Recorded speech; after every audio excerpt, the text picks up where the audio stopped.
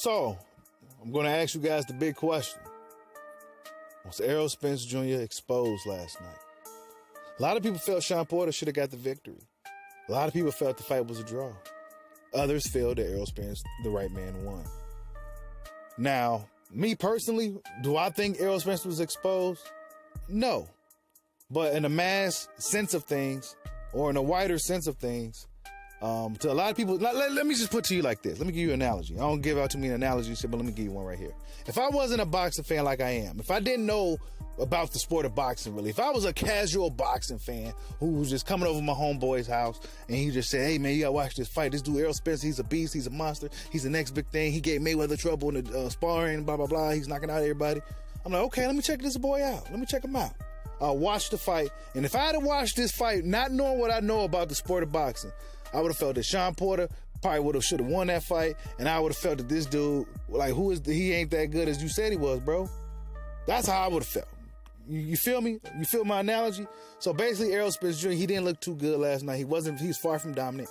There was a lot of hype for him riding to this fight. He has a lot of momentum.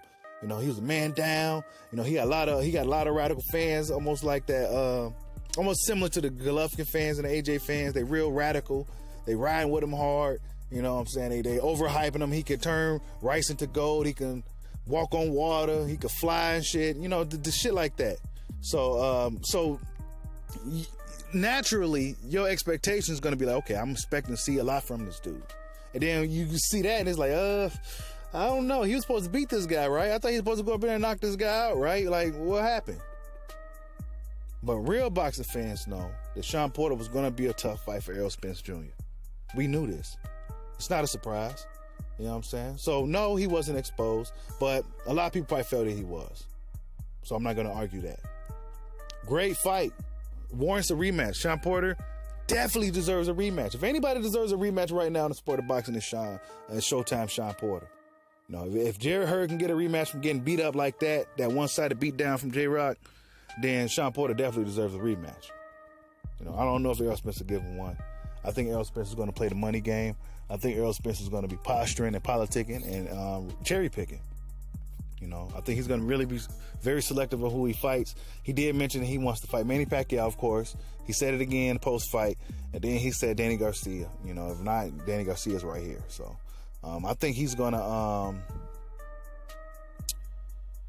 likely fight Danny Garcia if Pacquiao doesn't see anything that he feels he could exploit. Errol Spence still is a bigger guy. He's durable. He has grit, but he is beatable. He showed a lot of holes in his game last night, if anything.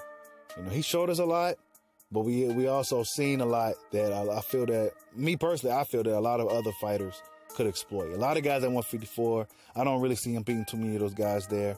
I definitely don't see him beating Canelo Alvarez or anybody at 160. And I definitely see Terrence Crawford beating him right now. You know, maybe even Keith Thurman could beat him. You know, I don't see Errol Spence much far ahead of Shawn Porter right now. You know, they right there. They're even. You know, styles make fights at the end of the day, but he didn't separate himself that much from Shawn Porter to make me believe that, man, this dude really is the, you know. Because let's be honest, I think Keith Thurman, didn't he get a closer decision?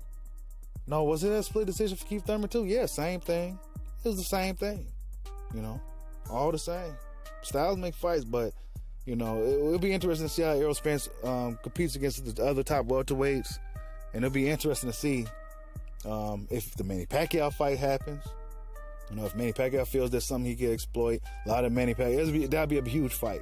You know, because a lot of Pacquiao fans probably feel that Pacquiao could beat Errol Spence. So that'd be a huge fight at this point. And we'll see if he faces Terrence Crawford. You know, Terrence Crawford, I think it will be definitely his toughest fight. Terrence Crawford has a lot of tools. He makes adjustments well. He has all the attributes, the speed, everything, experience.